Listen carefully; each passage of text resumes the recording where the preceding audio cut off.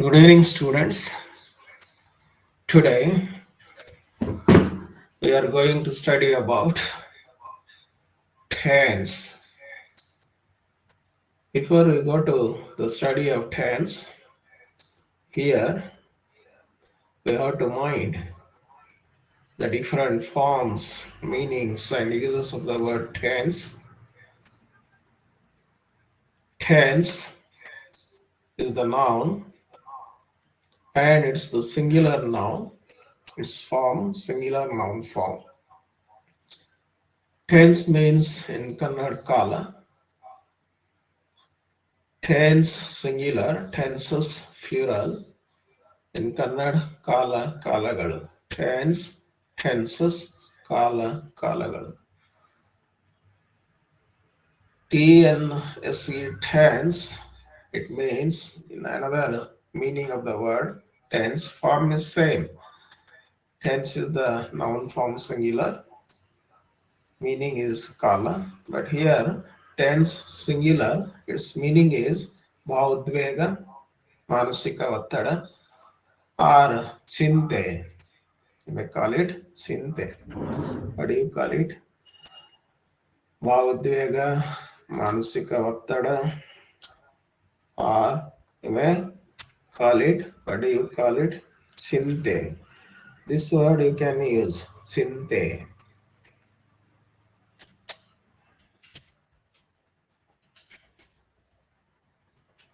Chinte. Tense ನಾಮಪದ ರೂಪದ ಕನ್ನಡದ ಅರ್ಥಗಳು ಹಿಂಗೆಲ್ಲ ಬರ್ತಾವ ನೋಡ್ರಿ. ಭಾವೋದ್ವೇಗ ಅಂತ ಬರ್ತದ, ಮಾನಸಿಕ ಒತ್ತಡ ಅಂತ ಬರ್ತದ, ಚಿಂತೆ ಅಂತ ಬರ್ತದ. ಇವುಗಳನ್ನ ವಾಕ್ಯಗಳಲ್ಲಿ ಯೂಸ್ ಮಾಡಿ ತೋರಿಸ್ಲಾಗ್ಯದ ಇವುಗಳು.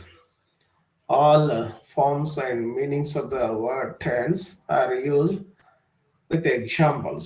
Look at these examples. Example number 1. Tense means time. Tense ಅಂದ್ರೆ ಏನದು? ಕಾಲ ಅಂತ.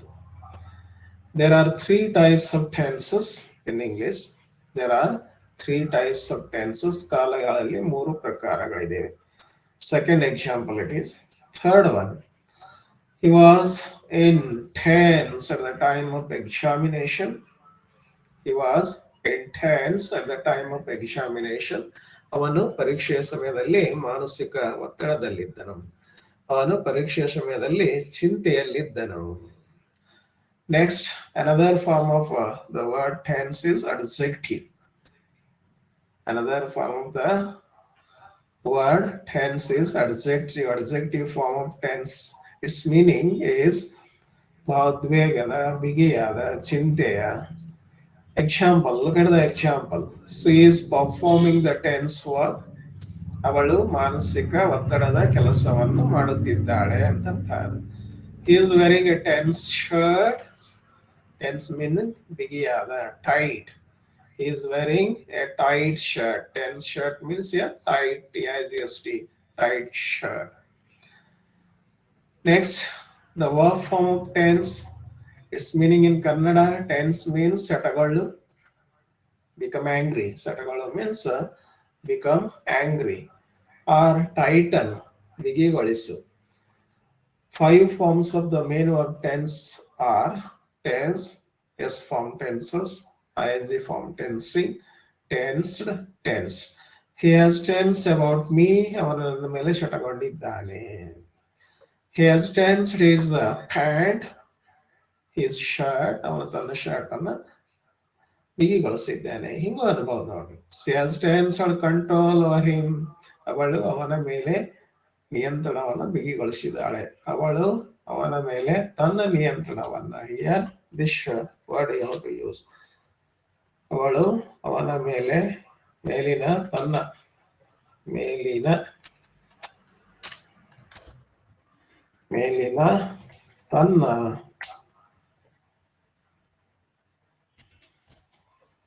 ನಿಯಂತ್ರಣವನ್ನು ಬಿಗಿಗೊಳಿಸಿದ್ದಾಳೆ.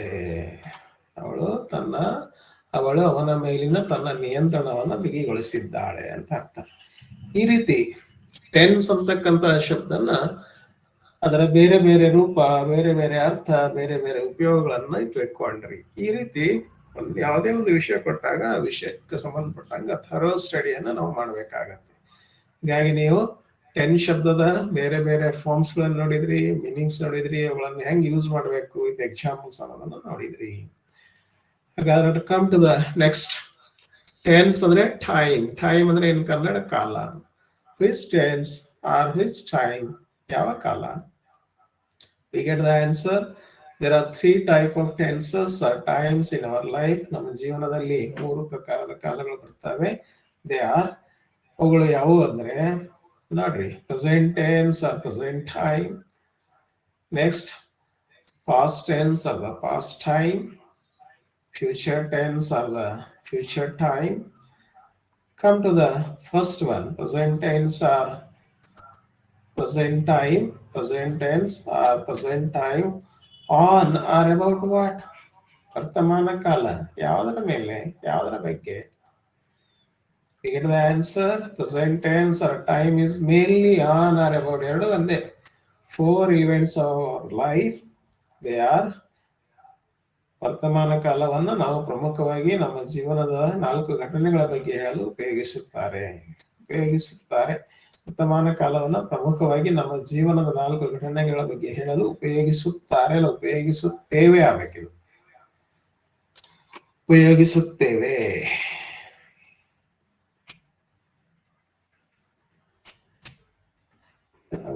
ಉಪಯೋಗಿಸುತ್ತೇವೆ. ಏನ್ ಮಾಡ್ತೀರಿ? ಉಪಯೋಗಿಸುತ್ತೇವೆ.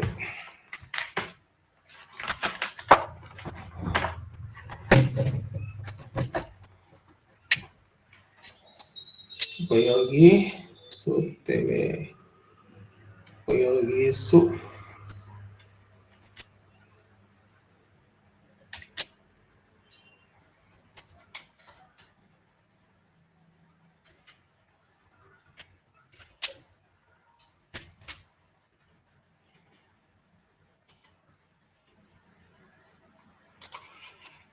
ಬಗ್ಗೆ ಹೇಳಲು ಉಪಯೋಗಿಸುತ್ತೇವೆ. ನಮ್ಮ ಏನದ ವರ್ತಮಾನ ಕಾಲವನ್ನು ಪ್ರಮುಖವಾಗಿ ನಮ್ಮ ಜೀವನದ 4 ಘಟನೆ ಬಗ್ಗೆ ಹೇಳಲು ಉಪಯೋಗಿಸುತ್ತೇವೆ. ಅವುಗಳೆಂದರೆ ಎಕ್ಸಿಸ್ಟೆನ್ಸ್, ಇರುವಿಕೆ ಸೂಚಕ; ಪೊಸೆಷನ್, ಹೊಂದಿರುವಿಕೆ ಸೂಚಕ; ಆಕ್ಷನ್, ಕ್ರಿಯಾ ಸೂಚಕ; ಡಿ, ಇನ್ಆಕ್ಷನ್, ನಿಷ್ಕ್ರಿಯಾ ಸೂಚಕ. ದೆನ್ ಅದರ ಫಸ್ಟ್ ಟೈಪ್ ಬಗ್ಗೆ ಸ್ಟಡಿ ಮಾಡೋಣ ನೋಡ್ರಿ. Existence, present tense or time. ಇದನ್ನ ಏನಂತಾರೆ ಅಂದ್ರೆ ಎಕ್ಸಿಸ್ಟೆನ್ಸ್ ಸಿಂಪಲ್ ಪ್ರೆಸೆಂಟ್ ಟೆನ್ಸ್ ಅಂತ ಕರೀತಾರೆ. ಇರುವಿಕೆ ಸೂಚಕ ವರ್ತಮಾನ ಕಾಲ ಅನ್ರಿ, ಇಲ್ಲ ಇರುವಿಕೆ ಸೂಚಕ ಸಾದಾ ವರ್ತಮಾನ ಕಾಲ ಅನ್ರಿ. ಈ ಕಾಲದ ವಾಕ್ಯಗಳನ್ನು ರಚನೆ ಮಾಡ್ಲಿಕ್ಕೆ ನಾವು ಈ ಫಾರ್ಮುಲಾನ ಯೂಸ್ ಮಾಡ್ತೀವಿ ನೋಡ್ರಿ. ಈ ಕಾಲದ ವಾಕ್ಯಗಳನ್ನು ಮಾಡ್ಲಿಕ್ಕೆ ನಾವು ಈ ಫಾರ್ಮುಲಾನ ಯೂಸ್ ಮಾಡ್ತೀವಿ. ಏನ್ ಫಾರ್ಮುಲಾ? ಸಬ್ಜೆಕ್ಟ್ ಬರಬೇಕು. ಸಬ್ಜೆಕ್ಟ್ ನಂತರದಲ್ಲಿ ಮೇನ್ ವರ್ಬ್ ಆಗಿನೇ ಆಮ್ ಇಲ್ಲ ಈಸ್ ಇಲ್ಲ ಆರ್ ಅನ್ನು ಉಪಯೋಗಿಸ್ಬೇಕು. ಆಮೇಲೆ ಕಾಂಪ್ಲಿಮೆಂಟ್ ಇಲ್ಲ ಎಡವರ್ಬಿಯಲ್ ಬರಬೇಕು. ಎರಡು ಕೂಡನೇ ಬಂದ್ರು ಬರಬಹುದು ನೋಡ್ರಿ. ಇಲ್ಲಿ ಬಹಳ ಇಂಪಾರ್ಟೆಂಟ್ ಇದೆ, ಎಲ್ಲರೂ ಇದನ್ನು ಮೈಂಡ್ ಮಾಡ್ಕೋರಿ. ಬಿ ಅಂತಕ್ಕಂಥದ್ದು ಮೇನ್ ವರ್ಬ್. ಇದು ಮೇನ್ ವರ್ಬ್ ಕೊಟ್ಟಿವಿ ನಾವು, ಮುಖ್ಯ ಕ್ರಿಯಾಪದ. ಆ ಮೇನ್ ವರ್ಬ್ ಅನ್ನು ಹೆಂಗ್ ಉಚ್ಚಾರ ಮಾಡ್ಬೇಕು ಅನ್ನೋದನ್ನ ಇಲ್ಲಿ ಕೊಳ್ಳಾಗ್ಯದ. ಅದರ ಅರ್ಥ ಏನು ಅನ್ನೋದನ್ನ ಕೊಳ್ಳಾಗ್ಯದ. ಆಮೇಲೆ ಅದರ ಪ್ರೆಸೆಂಟ್ ಟೆನ್ಸ್ ಫಾರ್ಮ್ಗಳು 2 ಬರ್ತಾವಲ್ಲ, 2 ಕೊಳ್ಳಾಗ್ಯದ. ಪ್ರೆಸೆಂಟ್ ಪಾರ್ಟಿಸಿಪಲ್ ಫಾರ್ಮ್ ಕೊಳ್ಳಾಗ್ಯದ, ಪಾಸ್ಟ್ ಟೆನ್ಸ್ ಫಾರ್ಮ್ ಕೊಳ್ಳಾಗ್ಯದ, ಪಾಸ್ಟ್ ಪಾರ್ಟಿಸಿಪಲ್ ಫಾರ್ಮ್ ಕೊಳ್ಳಾಗ್ಯದ. ಹಾಗೆ ನೋಡ್ರಿ, ಬಿ ಅನ್ನೋದು ಮೇನ್ ವರ್ಬು. ಅದನ್ನ ಹಿಂಗ ಅನ್ಬೇಕು ಬಿ ಅಂತ. ಅದರ ಅರ್ಥ ಏನಾಗತ್ತೆ? ಇರು ಅಂತ ನೋಡ್ರಿ. Present tense first form, main verb first form am ಇಲ್ಲ ಆರ್ ಅಂತ ಬರ್ತದ. Main verb S form is ಅಂತ ಬರ್ತದ. ಪ್ರೆಸೆಂಟ್ ಪಾರ್ಟಿಸಿಪಲ್ ಫಾರ್ಮ್ ಬೀಯಿಂಗ್ ಅಂತ ಬರ್ತದ. ಪಾಸ್ಟ್ ಟೆನ್ಸ್ ಫಾರ್ಮ್ ವಾಸ್ ಇಲ್ಲ ವೇರ್ ಅಂತ ಬರ್ತದ. ಪಾಸ್ಟ್ ಪಾರ್ಟಿಸಿಪಲ್ ಫಾರ್ಮ್ ಬೀನ್ ಅಂತ ಬರ್ತದ. ಹೀಗಾಗಿ ಇಲ್ಲಿ ಆಮ್, ಈಸ್, ಆರ್ ಹೆಲ್ಪಿಂಗ್ ವರ್ಬ್ಗಳು ಅಲ್ಲ, ಮೇನ್ ವರ್ಬ್ ಆಗಿ ಯೂಸ್ ಮಾಡಿವಿ. ಇವುಗಳನ್ನ ING ಕ್ರಿಯಾಪದಗಳು ಬರ್ತಾವಲ್ಲ, ING ಮುಖ್ಯ ಕ್ರಿಯಾಪದಗಳು ಬರ್ತಾವ. ಆಮೇಲೆ ಪಾಸ್ಟ್ ಪಾರ್ಟಿಸಿಪಲ್ ಫಾರ್ಮಿನ ಮುಖ್ಯ ಕ್ರಿಯಾಪದಗಳು ಬರ್ತಾವಲ್ಲ, ಆ ರೂಪಗಳ ಮೊದಲು ಇವುಗಳನ್ನ ಹೆಲ್ಪಿಂಗ್ ವರ್ಬ್ ಆಗಿ ಯೂಸ್ ಮಾಡ್ತೀವಿ, ಅವಾಗ ಬೇರೆ. ಆದ್ರೆ ಇಲ್ಲಿ ಇವೇ ಮೇನ್ ವರ್ಬ್ಗಳು. ಉದಾಹರಣೆಗೆ ನೋಡ್ರಿ, ಪರ್ಸನ್ 3 ಪುರುಷದ ಸರ್ವನಾಮಪದಗಳನ್ನ ನಾಮಪದಗಳನ್ನ ನಾವು ಯೂಸ್ ಮಾಡ್ಕೊಂಡು ಏಕವಚನದ್ದು ಬಹುವಚನದ್ದು ರೂಪಗಳನ್ನ ಯೂಸ್ ಮಾಡ್ಕೊಂಡು ವಾಕ್ಯಗಳನ್ನ ಕಟ್ತೀವಿ. ಇವು ನಮ್ಮ ಹತ್ರ ನೀವು ಎಲ್ಲರೂ ಕರೆಕ್ಟ್ ಆಗಿ ನೆನಪಿಡ್ರಿ. I, we, you, ನೋಡ್ರಿ, ಇದು I, we, you, you, he, they, she, they ಬಹುವಚನ, ಇಟ್, ದೇ ಅದರ ಬಹುವಚನ, ಹೇಮ ಅಂತ ಏಕವಚನ ನಾಮಪದ, ಹೇಮಾಸ್ ಬಹುವಚನ ನಾಮಪದ. ಇಲ್ಲಿ ನೋಡ್ರಿ, ಆಯ ನಂತರದಲ್ಲಿ ಯಾರು ಬರಬೇಕು, ವಿದ ನಂತರದಲ್ಲಿ ಯಾರು ಬರಬೇಕು, ಎರಡು ಇವುಗಳ ನಂತರದಲ್ಲಿ ಯಾರು ಬರಬೇಕು, ಹೀದ ನಂತರದಲ್ಲಿ, ಸೀದ ನಂತರದಲ್ಲಿ, ಇಟ್ಟದ ನಂತರದಲ್ಲಿ, ಸಿಂಗ್ಯುಲರ್ ನೌನ್ಗಳ ನಂತರದಲ್ಲಿ ಈಸ್ ಬರಬೇಕು. ಎಲ್ಲಾ ಮೂರು ದೇ ಮತ್ತು ಬಹುವಚನ ನಾಮಪದ ನಂತರದಲ್ಲಿ ಆರ್ ಬರಬೇಕು. ನೋಡ್ರಿ ವಾಕ್ಯ ನೋಡ್ರಿ. I am a lecturer today. ಕನ್ನಡದಲ್ಲಿ ಏನಾಗ್ತದೆ, ಇಂದು ನಾನೊಬ್ಬ ಉಪನ್ಯಾಸಕನಾಗಿದ್ದೇನೆ. We are lecturers today. ಇಂದು ನಾವು ಉಪನ್ಯಾಸಕರಾಗಿದ್ದೇವೆ.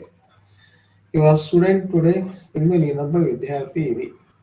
You are students today. ಇಂದು ನೀವು ವಿದ್ಯಾರ್ಥಿಗಳಿದ್ದೀರಿ.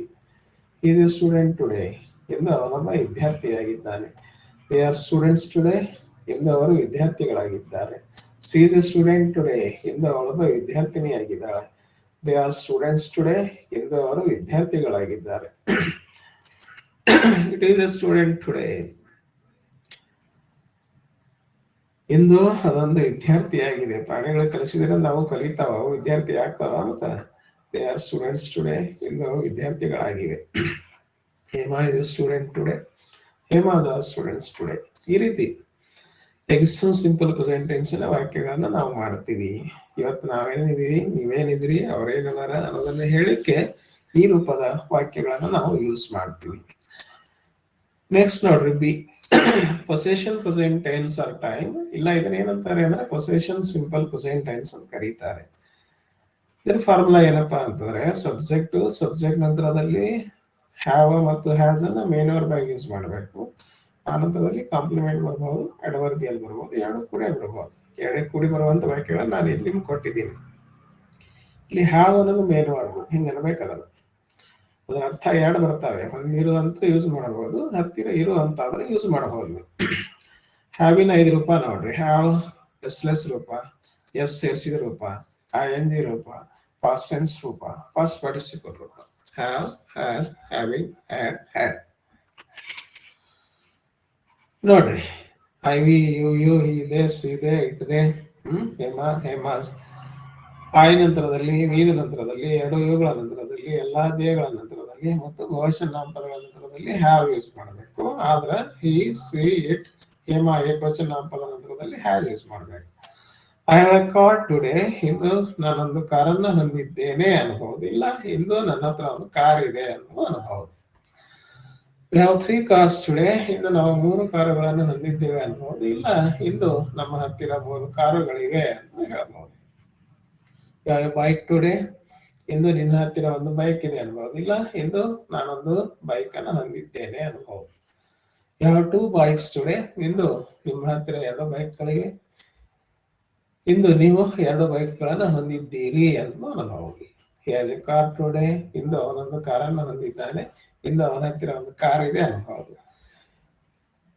They have. ನೋಡ್ರಿ, ಹೋಗಿ ಬಿಟ್ಟದ. ಏನಾಗ್ಯದ ಅಂತಂದ್ರ ಏನ್ ಬರ್ಬೇಕಿದೆ, ಏನ್ ಬರ್ಬೇಕು, ಹ್ಯಾವ್ ಹೋಗ್ಬಿಟ್ಟದ.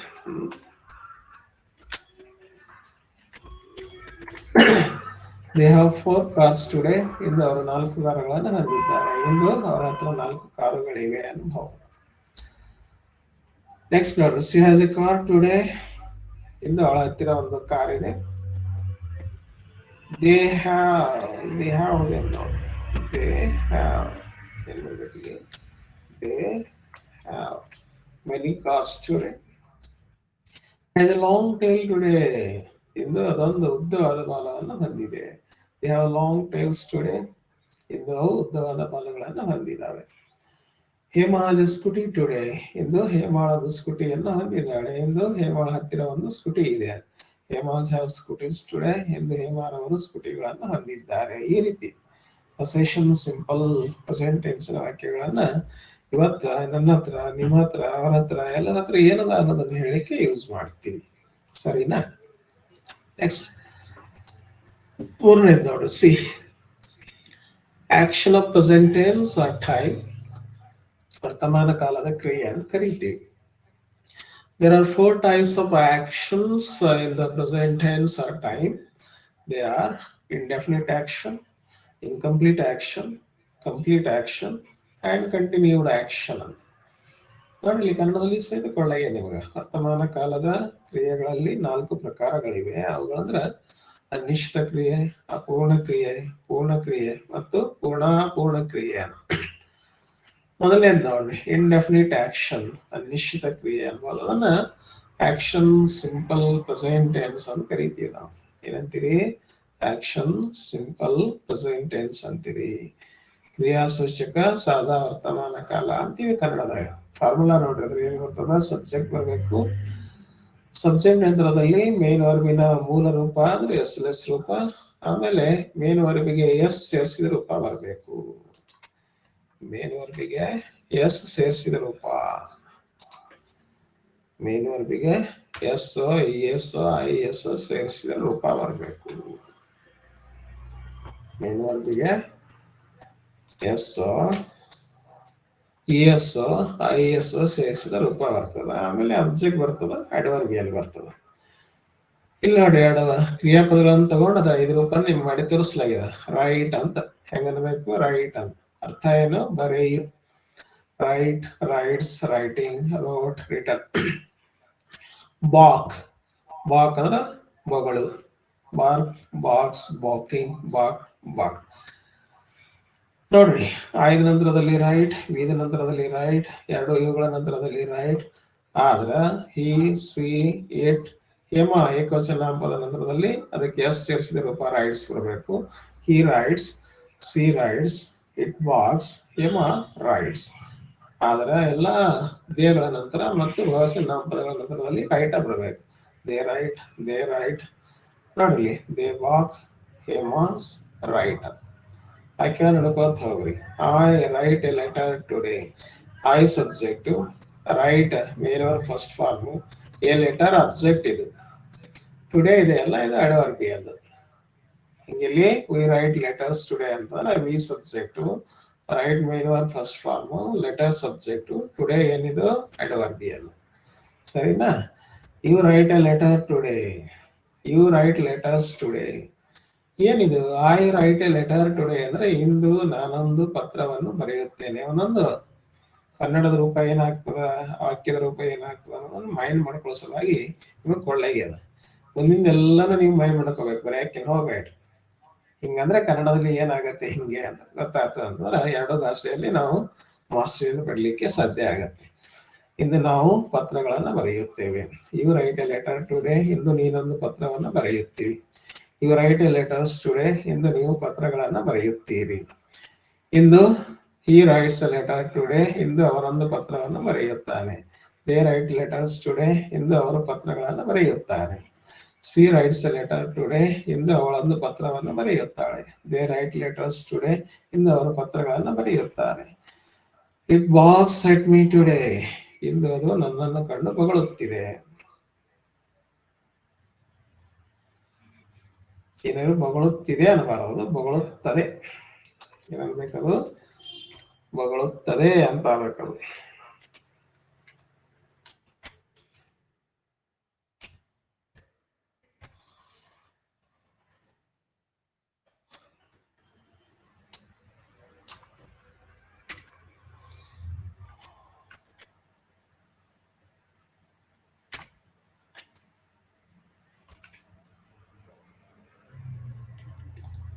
ಬೊಗಳು,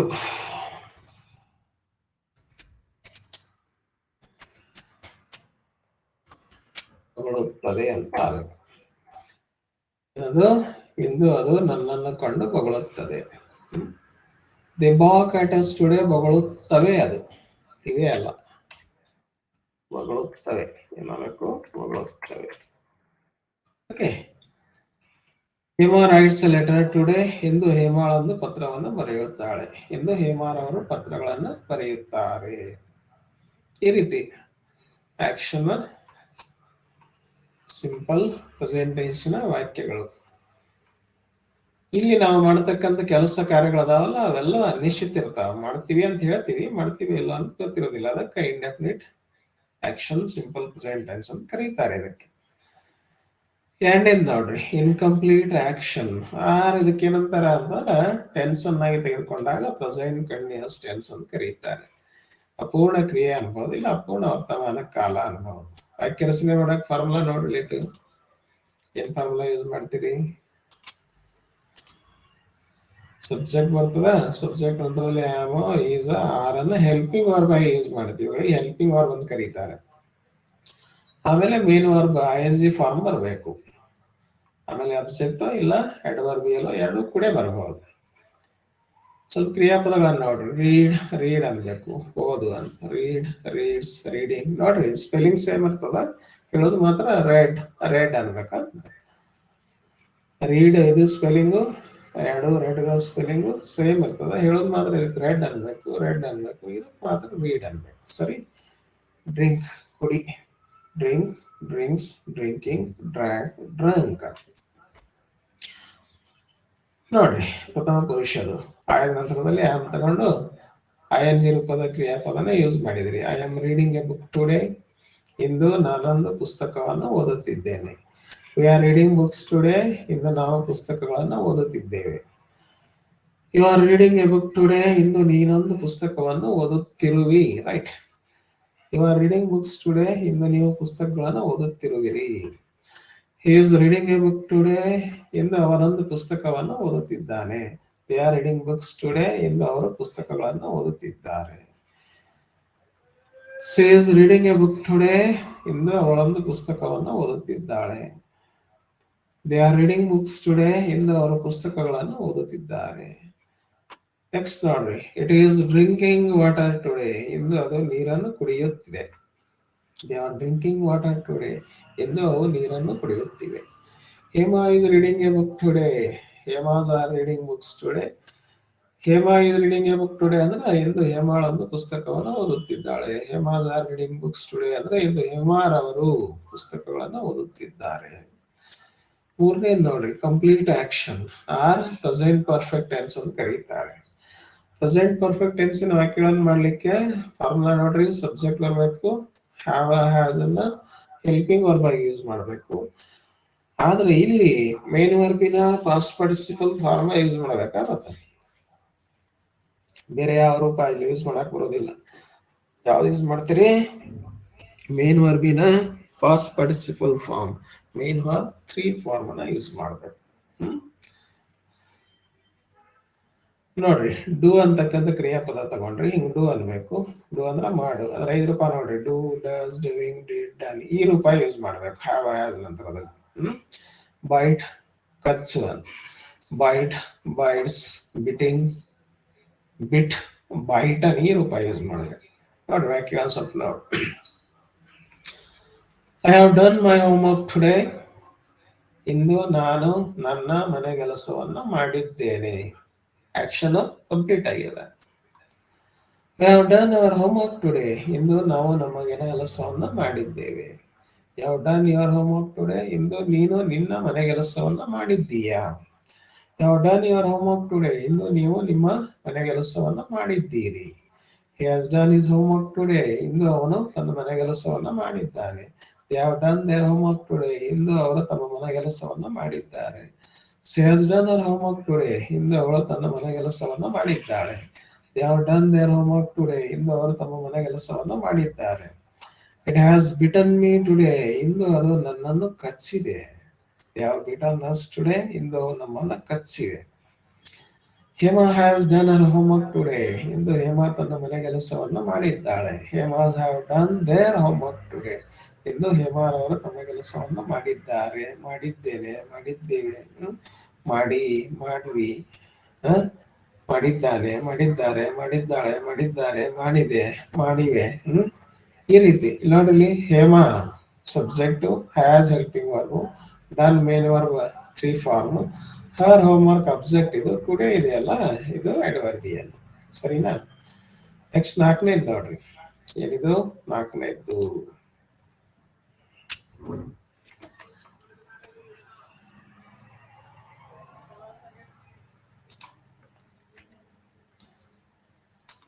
ಇದು ಸ್ವಲ್ಪ ಇದನ್ನ ಡಿಸೈನ್ ಮಾಡೋಣ, ಕೆಂಪು ಮಾಡೋಣ.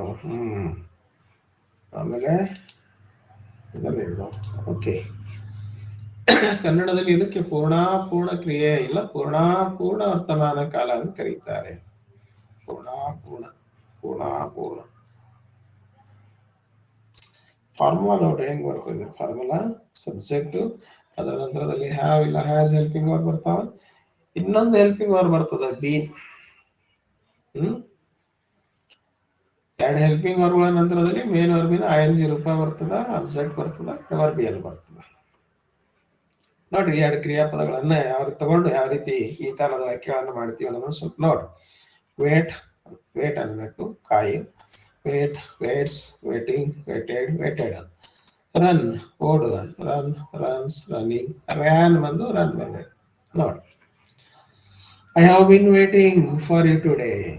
ಇಂದು ನಾನು ನಿನಗಾಗಿ ಕಾಯುತ್ತಲಿದ್ದೇನೆ. ಮಾತಾಡ್ತ ಕಾಯಕತ್ತಿ. I have been waiting for you today. ಇಂದು ನಾವು ನಿಮಗಾಗಿ ಕಾಯುತ್ತಲಿದ್ದೇವೆ. ನೆಕ್ಸ್ಟ್ ನೋಡ್ರಿ, you have been waiting for me today. ಇಂದು ನೀನು ನನಗಾಗಿ ಕಾಯುತ್ತಲಿದಿ.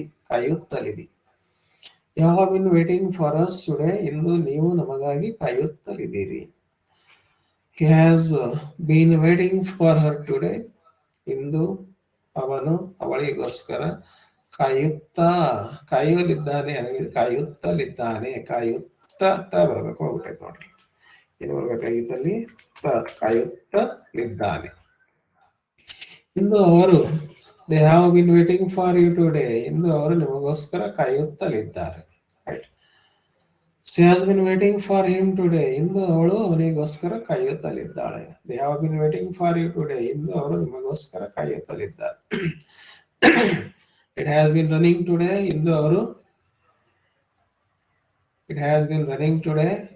ಅದು ಓಡುತ್ತಲಿದೆ. They have been running today. ಇಂದು ಓಡುತ್ತಲಿವೆ. Right. Hema has been waiting for me. ಇಂದು ಹೇಮಾ ನನಗೋಸ್ಕರ ಕಾಯುತ್ತಲಿದ್ದಾಳೆ. Hema have been waiting for us today. ಇಂದು ಹೇಮಾರವರು ನಮಗೋಸ್ಕರ ಕಾಯುತ್ತಲಿದ್ದಾರೆ. ಈ ರೀತಿ ಆಕ್ಷನ್ ಅಲ್ಲಿ ಎಷ್ಟು ನೋಡಿದ್ರಿ ನೀವು? 4 ಟೈಪ್ಸ್ ನೋಡಿದ್ರಿ. ಇಂಡೆಫಿನಿಟ್ ಆಕ್ಷನ್ ನೋಡಿದ್ರಿ, ಆಮೇಲೆ ಇನ್ಕಂಪ್ಲೀಟ್ ಆಕ್ಷನ್ ನೋಡಿದ್ರಿ, ಕಂಪ್ಲೀಟ್ ಆಕ್ಷನ್ ನೋಡಿದ್ರಿ, ಆಮೇಲೆ ಕಂಟಿನ್ಯೂಡ್ ಆಕ್ಷನ್ ಅನ್ನು ನೋಡಿದ್ರಿ. ನೀವು ಈ 4 ಪ್ರಕಾರದ ಟೆನ್ಸಸ್ ಗಳನ್ನ ಹಿಂದಿನ ಕ್ಲಾಸ್ಗಳಲ್ಲಿ ಕಲ್ತೀರಿ. ಏನಂತ? Simple present tense, present continuous, present perfect continuous study ಮಾಡಿ. ಆದ್ರೆ ಸಿಂಪಲ್ ಪ್ರೆಸೆಂಟ್ ಟೆನ್ಸ್ ನಲ್ಲಿ 4 ಟೈಪ್ಸ್ ಬಂದ್ಬಿಟ್ಟು ಎಕ್ಸಿಸ್ಟೆನ್ಸ್, ಪೊಸೆಷನ್, ಆಕ್ಷನ್, ಇನ್ಆಕ್ಷನ್ ಅಂತ ಬಂದ್ಬಿಡ್ತದ. ಇಲ್ಲಿ ನೋಡ್ರಿ, ಇನ್ನೊಂದು 4ನೇದು ಇದೆಯಲ್ಲ ಇಲ್ಲಿ, 4ನೇದ್ದು ಇದು ಬಹಳ important. 4ನೇದು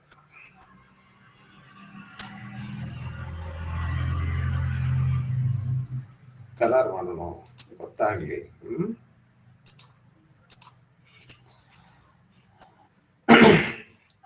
There are 3 types of inaction at present time or tense.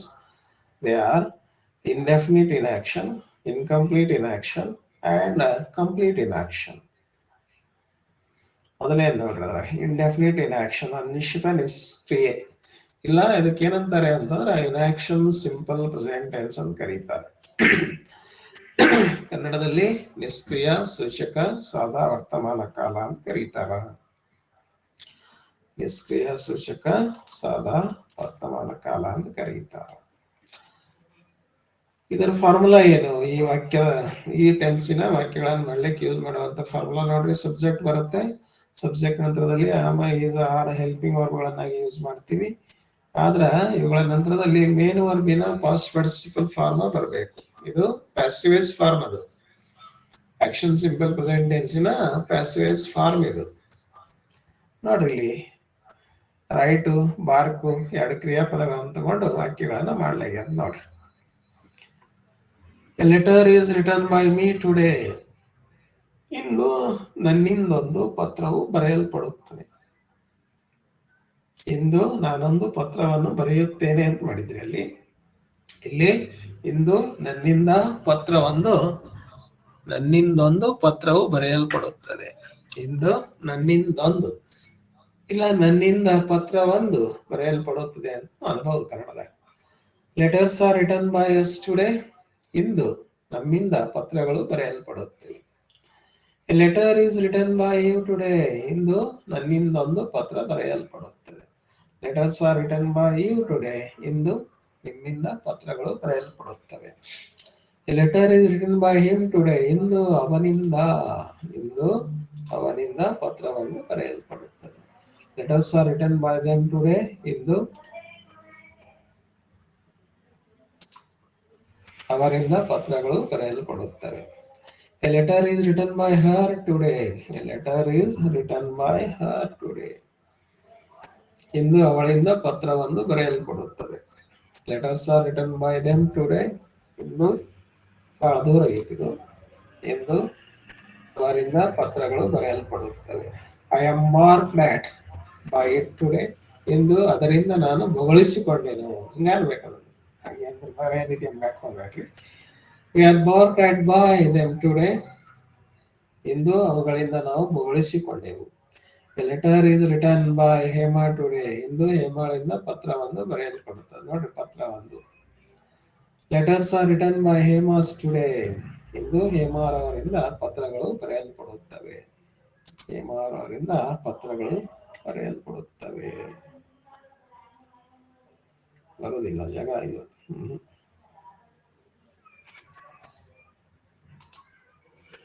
ಬರೆಯಲ್ಪಡುತ್ತವೆ. ಈ ರೀತಿ ಇನ್ಆಕ್ಷನ್ ಅಲ್ಲಿ ಮೊದಲೇ ನೋಡಿದ್ರಿ. ಹಿಂಗೆ ಮತ್ತ ಇನ್ಆಕ್ಷನ್ ಅಲ್ಲಿ ಬರ್ತವೆ. ಮುಂದಿನ ಪೀರಿಯಡ್ ನಲ್ಲಿ ನೋಡೋಣ.